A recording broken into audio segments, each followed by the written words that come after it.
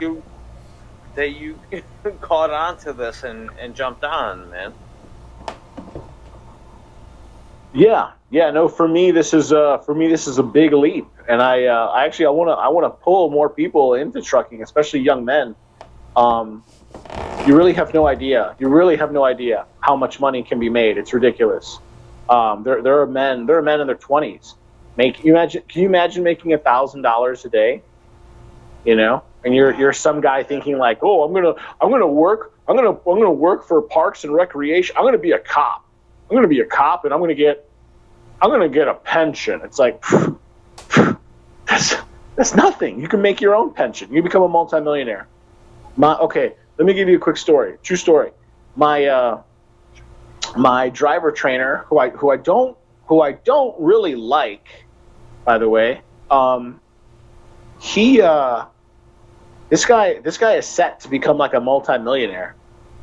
He but in the second half of his life, you know. But in the first half, he's like a what? I can't remember. He served first in a state penitentiary and then a federal penitentiary. Before that, he's been in and out of like juvie. He was in juvie. I think he like his what was it? One of his uncles was like a famous founder of not the Bloods, but the Crips. This guy's like this ghetto black guy from L.A. Who threw his life away, got into like drugs and gangs and gang banging. He was a hardcore gangbanger. Ended up serving basically 10 years on and off in prison. Turned his life around. Now he owns 3 trucks, and he's grooming me to drive his 4th truck. His brother owns over 60 trucks. What's that? I'm sorry. Did you say he was grooming you too? Yes, that's a term that can be used in business or politics. Of course, your dirty mind is probably going to some sort of like child fetish, which is bad. No, cowboy. I didn't mean to interrupt your story. No, that's okay. I just heard a certain word, and it's gonna get flagged, so I had to say something. Yeah, no. He specifically mentions how he does not hire Poles because they have a very low lexicon level of learning. So, but that's cool.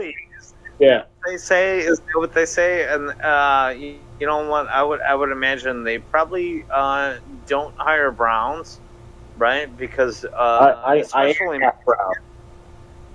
Because they're not legal citizens, but they will hire Puerto Ricans. Care. They don't even care. Don't understand. Guatemalan already, even though they're shorter than you genetically. Yeah. Oh man. Okay, I got another story for you. So we just he does this on purpose. He like wanted me to run into another driver team, again, because he owns the truck, and like one of his drivers is also driver training another driver trainer. I met these 2 guys. What was Osman and Adolfo, and they're both Cuban. And Osman is like very well assimilated, born in whatever. I think he was born in like South Central Florida. Kind of like white Hispanic, white Cuban, Caucasian, you could say. And so is Adolfo. And Adolfo is the shortest little Cuban. He's the shortest little man you've ever seen. The guy's like 5'5". The guy's, you know, like there are women tall, like half of the women in America are taller than him. And so 5'1", 5'2". Yeah, the guy's like 5'5". Yeah, the guy's like 5'5". Can you imagine being a man being 5'5"? You have like 4 inches on him. I have 6 inches on him. You imagine, like, it's sad. It really is. The guy, but again, in communist Cuba, he just wasn't getting enough nutrients. What's up, I'm sorry? Motherfucker. I caught that burn. All right. You're what burn? Okay. No, you are. You and I are both the same height, but you have doused your body in so much alcohol. You kind of shrunk a little. That's all. Go fuck off. God bless. What? No, I'm being honest. Okay. So much. you son of a bitch, and even the chat's starting to see it, is we're all fucking breaking balls. Okay, well, bring some more people on, so I don't have to break balls. I just wanted to share a story. Actually, I wanted to share one more story, and I'll let you go because you're probably too busy. This is totally true to life, man, true to fucking life. Yeah, you know what? I'm going to take a piss break and a smoke break, and I'm pretty sure this story is not going to be real unless it's the lounge lizard. Okay. In that case, I guess I'll drop out then. You're probably busy. No. Don't even fucking think about it. Well, why? I'm not valued. People don't want to hear me talk. You know that. People don't specifically tune in to listen to me. You know that. Tell the story. Okay. True to life. All right. So while you go to the bathroom, it's true to life, man. Okay, let me preface all this by saying, trucking is dangerous. Oh my God, trucking is so dangerous. I had no idea. Okay, I think it was my 4th day, right? I had not even completed an entire week. We were on I-40. We were on Interstate 40 eastbound, whatever, I don't know, 50, 60 miles east of Oklahoma City. Oh, and I'm driving.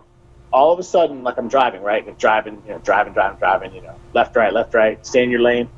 All of a sudden, my driver trainer's my driver trainer, he's like, Joe, pull over.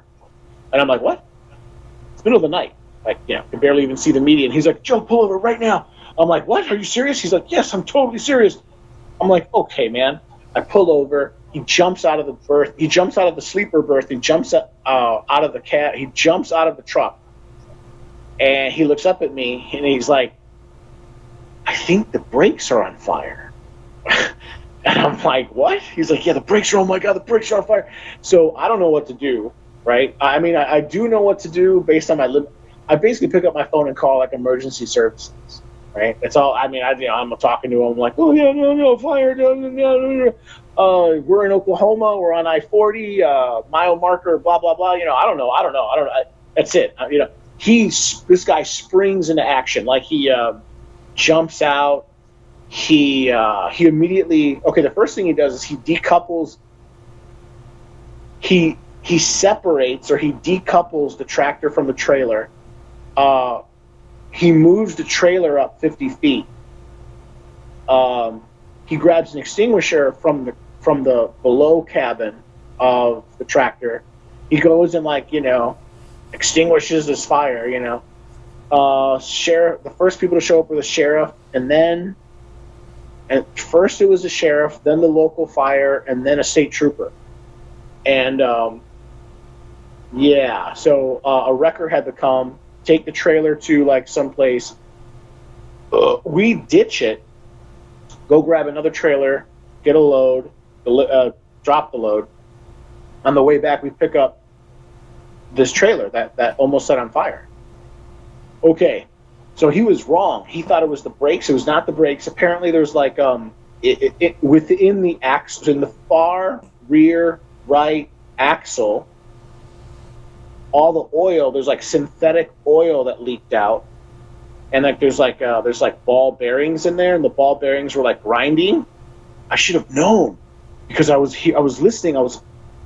I could hear this whistling sound, this really weird whistling sound, and I know it sounds terrible to say, but I thought it was actually my driver trainer joking around, whistling.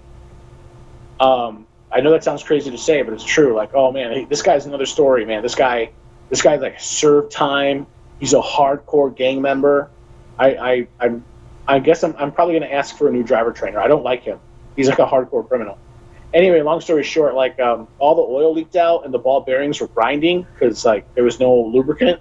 It just poof, just caught fire and it almost burned down the trailer. So that was my 4th day in trucking. You know what? I just kind of walked into the back end of the story, and I'm looking at all the comments and posting it. And Cowboy, thank you. You can waffle like nobody's business. It's not even waffling. It's you tell a great story too. No, I'm sorry. I waffle too much. What I should just say is like, yeah, like I was like in the truck, and the truck got with the fire, and then the fire department. You know? Because that's really what happened. It was, but you have to understand from my perspective. I'm like, oh my god, what? A fire? Could you come on, man? How often like does your car start on fire? You know what I mean? You know what I mean? Yeah, right. Okay.